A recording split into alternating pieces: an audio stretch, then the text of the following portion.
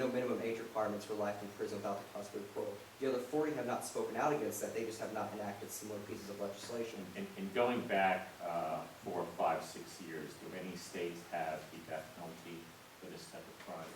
If you were to go back 5 years? No, Your Honor, this court deemed the death penalty an illegal punishment for the crime of rape. Which is why I asked if you went back 5 years. I'm not understanding the question. No, don't worry about it. Okay. Let me give you a scenario that's a little closer to the one we have here. Let's say the offense is statutory rape.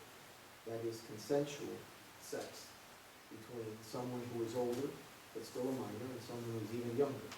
Let's say 16 and 14. Life without parole is constitutional? Your Honor, I see my time is starting. May I answer your question? Please. Your Honor, Proposition 417, there is prosecutorial discretion that goes along with that. The prosecutor would decide whether or I know, not. but my question assumes that the prosecutor has decided to exercise his or her discretion and prosecute to the full extent of the law and seek life without parole in a case of statutory consensual sex, statutory rape. Yes, Is there a constitutional violation? No, sir, there would not. Proposition 417 itself, and the way it's enacted in its application, is not in contention with the Constitution of the United States. So a 16-year-old, well, let's make it a little easier, a 17-year-old has sex with a 16-year-old. That, according to state law, constitutes statutory rape. The minor has never had a prior conviction or run-in with the law of any kind.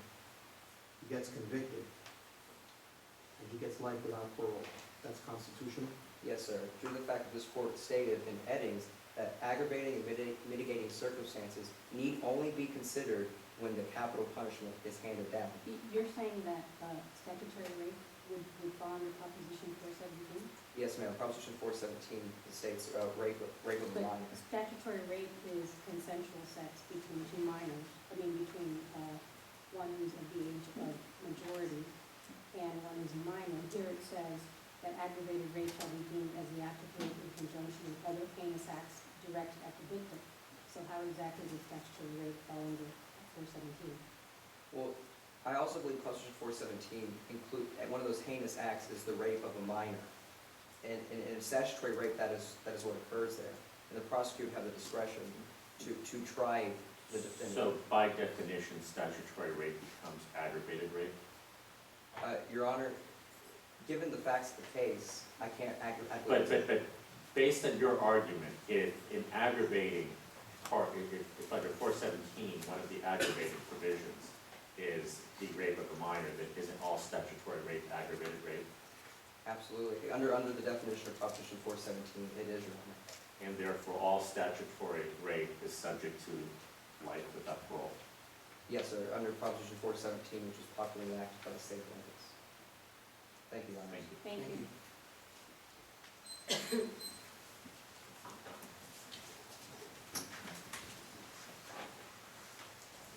Mr. Chief Justice, and may it please the court.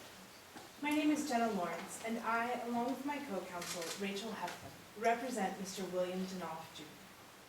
We ask this court to rule that a warrant is required when electronic sense-enhancing surveillance is used to obtain information from a constitutionally protected area that is previously unknowable from a public vantage point. To break that down a bit, we'll be first examining how this court has differentiated between naked eye and enhanced surveillance. Counsel, Yes, if I could ask you the same question. If an individual was bird watching using this device, which according to petitioners available through bird watching catalogs from the public highway, could they view the inside of this mobile vehicle? Perhaps, Your Honor. However, You can answer the question, but is it your position that it is available through birdwatching magazines? As my review of the record shows that it's only available through military stores. I believe it's at the beginning of page 3 of the record, Your Honor, where it discusses where exactly these are available, including military surplus stores. But the record does state that it is used by birdwatching enthusiasts, so charitable reading of the facts would grant that a birdwatching enthusiast would have some form of access to this. This is where we need to look carefully at, first of all, did Mr. Denoff have a constitutionally protected Fourth Amendment claim? And secondly, Could this information have been seen from a public vantage point with the naked eye? Does it really matter constitutionally whether or not you're using some enhanced technique? If you had someone who was a type of superhero and had this sort of vision which allowed him or her to see inside of an open window at 500 yards, and police departments throughout the country use that superhero services, would there be a violation? It depends, Your Honor. We need to look at Kylo's general public use test, which sets out two standards. The first is He can that... fly from point to point, so he's used everywhere. Your Honor, if this gift of flight was generally available to the public, then it could be used if the public was generally aware of its use. He's in the newspapers every day. Yes, Your Honor, that would be constitutional, however, the Fourth And then Amendment would have it. my point in asking the question is to figure out where the fault line is. In other words, does it really matter what we're looking into, or does it matter what we're using to look through? And what should the Constitution be concerned with? Should we be concerned with what we're finding inside, or what we're using to look inside? Your Honor, we should be concerned with what is being looked at and what the applications are to the Fourth Amendment. So the superhero use would be unconstitutional. Your Honor, if the superhero was generally available to the public and everyone knew he was there, then it would be Isn't constitutional. that the distinction in the Kyle case, which was that thermal imaging device was only available to the police and military? That was one distinction, Your Honor. What's important to note is that the Fourth, Counsel, is the Cyclops generally available to the public? the public has access to it. However, does one who is positioned their home 3 football fields away from the public road expect their small Well, but recreational? they're in an area, it's a wooded area, where clearly one could suspect there would be hunters, there'd be bird watchers, there'd be nature enthusiasts. Perhaps And, not. and particularly because my understanding of the record is this was a 25-acre area that had not been fenced in any way, shape, or form, so they had done nothing to protect their private property. On the contrary, Your Honor, a key point of Kylo versus United States and Caro versus United States is what could be viewable with the naked eye. If the Kylo key imaging device had only been used to see that which was viewable through the open window, it would have been constitutionally permissible. Similarly, in Caro, information where the beeper, when visual contact could be made within the house through the open window, that was considered appropriate naked eye surveillance. In this situation, we have the police standing on a public vantage point, the road, but using this technology to move themselves to the private vantage point. Now, opposing counsel attempted to use the open fields doctrine to justify this use of the Cyclops. However, this cannot be applied in this case, because once the police officers step off the road onto Mr. Denoff's property, they have moved from a public vantage point to a private vantage point. Furthermore, Oliver versus United States is incredibly clear that the open fields doctrine only applies to those activities taking place in the open field. If Mr. Denoff had placed his garden outside of his recreational vehicle, then yes, perhaps the open fields doctrine could apply. But in this situation, by placing it in a recreational vehicle, 3 football fields. Counsel, let me ask you this. At one point, Mr. Denoff Jr. Was outside in the open with a bloody nose. Would it be constitutional to observe that with the Cyclops? Perhaps, Your Honor. What's important that we note is that 2 different unconstitutional searches took place here. The first unconstitutional search took place when they used the Cyclops in the early morning hours to observe the plants. Based on this information, they then went and got a warrant. On the fruits of the poisonous tree doctrine, they then used the Cyclops under the warrant to observe Mr. Denoff and a struggle appearing inside. Assuming that was the first time they used the Cyclops, however, would they be permitted to observe in out in the open using the Cyclops? They would be constitutionally permitted to observe whatever elements of Mr. Denoff they could have observed with their naked eye. Well, under the record, though, assuming not the poisonous tree scenario, but the second time, when he did come out with a bloody nose, they already did have a warrant at that point in time. That is correct, Your Honor. However, the police officer's actions subsequent to observing Mr. Denoff would not fall under what this court has considered to be constitutional usage of the exigent circumstances doctrine. In Brigham City versus Stewart, the seminal case on this in our case record, the police officers observed two drunk minors. They walked around to the back of the house where they saw a minor being held down and repeatedly beaten by two adults. The police officers knocked, announced their presence, and knocked again before entering. In this situation, we see the simple act of a bloody nose, which would come from any multitude of circumstances, being used as an excuse to enter a home. Well, but at that point in time, they did have a warrant, and they had to use the cyclops to observe that there was a struggle and altercation occurring inside the recreational vehicle, correct? And then Mr. Denoff came out with the bloody nose. Yes, Your Honor, that is correct. However, that warrant was received only based upon tainted evidence. Counsel, is it your position that no technology can be used, that only what is visible with the naked eye can be observed? We are asking this court to rule that only what is viewable from a public vantage point with the naked eye should be observed. And so no technology, no matter how generally available, can ever be used? No, not at all, Your Honor, if the information that it is gathering is indeed available from that public vantage point. But assuming that the information is not obtainable using the naked eye, technology cannot be used, Your Honor, irrespective of how generally available that technology would be. Standard binoculars that can be bought at any sort of store that you find in a mall.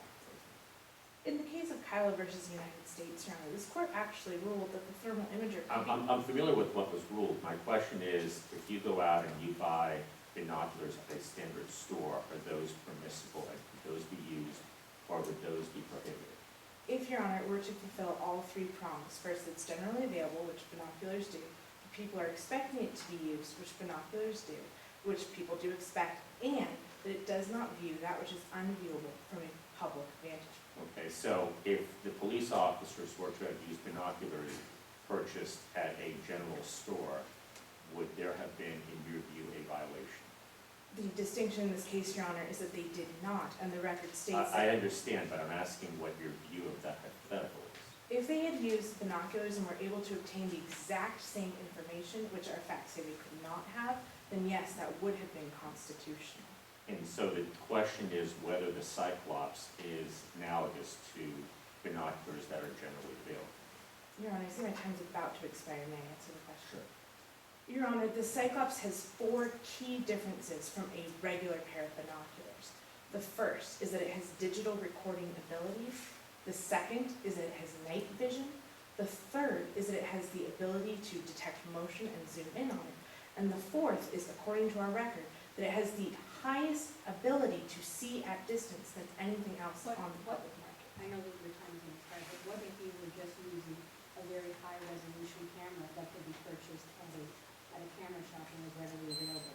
And you were bird watching, and there happened to be some wonderful specimen of a bird on top of the RV, and you were taking a photograph with a high resolution camera, and you happened to capture and see inside the RV these plants while you're taking the picture.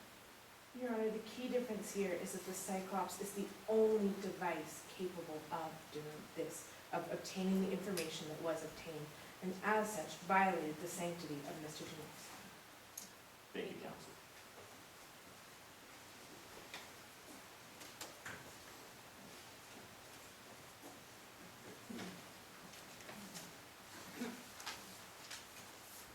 Mr. Chief Justice, may it please the court. My name is Rachel Heflin. I'll be continuing the arguments for the respondent, Mr. William Denoff. Today, we ask this court to rule that mitigating circumstances must be considered when a juvenile is being sentenced to life in prison without parole. No for matter 2 what the reasons. crime is? No matter what the crime is, Your Honor? No, I'm asking you, no matter what the crime is, Yes, Your Honor. no matter what the prior criminal history is? Yes, Your Honor. So you have a minor who has committed 4 brutal rapes before the age of 16. Each time he gets probation, 2-year sentence, a 4-year sentence, a 5-year sentence. They all get suspended because of good behavior or psychologist evaluation, so before he's 18, he commits the fifth brutal rape, and this time he kills the person that he raped. Yes, Your Honor. The state has to sort of give him another chance to go out and do the same thing again. No, Your Honor, that is not at all what respondent is asking for. Rather, we are asking that the courts be required to consider mitigating circumstances before they rule that he should be sentenced to life in prison without parole. Let's say he commits 10 rapes, and on the 11th, the state says no more. You've had your chances, life without parole. Yes, Your Honor, that would be constitutional as long as the state is taking into account how old the individual is. In No, they're Roper not, versus- they're not. They're saying there's a statute in the given state that says, and I'm making this up, of course, if you commit 11 rapes, on the 11th rape, you get life without parole, no questions asked, no matter what your age is. Is that statute consistent with the Eighth Amendment? No, Your Honor, it is not. 20, No, Your Honor, it is still not. 50, 50. Your Honor, regardless of the number of offenses that an individual has committed, this court's How reasoning about in, murder? even among murder, Your Honor, this court's, So, there's no point at which a state can say, no more. You've had enough chances, and there is a significant enough societal interest in protecting the public from any future such violent acts that you may wish to commit, that we are going to commit you for the rest of your natural life. No questions asked. There is never that case. no, Your Honor, there is not. At the point at which the youth becomes an adult, that is the point at which the state may refuse to consider the mitigating And circumstances. under what case do you base this theory on? This court's reasoning in Roper versus Simmons, Your Honor, is very clear. The rehabilitation is something that should always be considered when dealing with the case of minors. Now, the reason we asked for this court But to... in Roper, we were dealing with capital punishment, correct? Correct, Your Honor. And here we're dealing with a felony Yes, and ma'am. not capital punishment. So why should we treat capital punishment the same as a life without parole? Because, Your Honor, the life without parole sentence is unique and should be placed in a special category that is more analogous to the death penalty than it is to any other sentence of similar Would length. you limit that simply to minors, or would you require the individualized assessment in all life without parole cases? If Your Honors, if the court would like to extend that to, for example, also including mitigating circumstances such as mental disability, there would be no objection on the part of the respondent. I guess my question is, do you think that the treatment of life without parole in the case of minors deserves a special attention that is different from every other circumstance? Yes, Your Honor, we do. And that is because, And why is that? Your Honor, this court noted in both cases of Eddings versus Oklahoma and Roper versus Simmons that youths and juveniles possess natures very different from their adult counterparts. Roper versus Simmons noted that youths possess especially transitory natures. Eddings versus Oklahoma noted that this was especially true for those individuals under the age of 16. Mr. William Denault, the defendant in this case, is only 15 years old. And why would that require an individualized assessment? Because, Your Honor, Proposition 4